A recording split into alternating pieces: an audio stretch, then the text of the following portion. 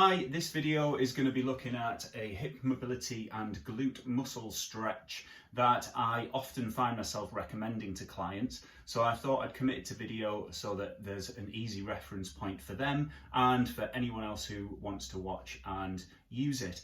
It's commonly known as either a figure 4 stretch because of the position of the legs or a dead pigeon pose in yoga. Either way, it puts your femur into external rotation and stretches through the glutes, the hamstrings, a little bit of the adductors, and really helps to mobilize and open up those hips. It's brilliant for everyone really, whether you're sedentary or athletic. Sedentary because you spend a lot of time with the hips fixed in place, so getting them mobile is a really helpful thing to do. And athletes because depending on your sport, you only really putting load and work through the hips in one particular way or plane of movement, and this helps to open them up to give you healthier movement and a greater range of motion. So we'll get on the mat and go through it. Simply lying on your back with your knees bent, feet flat on the floor. I'll start with my left so that you can see it from the camera. You're just going to lift that leg up and cross the outer ankle bone across the right knee and reach through the gap and round with the other hand. Take hold behind your knee, linking your fingers together. With the trailing part of the right leg, just let that relax. Then you're relaxing through the upper body as well and just drawing the knee towards your chest. Take a deep breath in, and as you exhale, just see if you can draw that knee a little bit closer.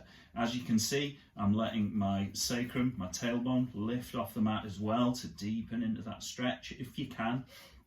And if you want to deepen that stretch even more, just take your hands from behind your knee, put it on the front of the knee, relax the upper body again, and draw that knee into your chest. You're trying to let this left knee relax, so you're not holding that one up, you're just letting it go, letting it relax through the hip to get that range of motion out of the hip. Taking deep breaths in and full breaths out, and on the exhale you're just trying to draw in that little bit more to deepen the stretch. Holding this for about 30 seconds to a minute, a little bit more if you want to.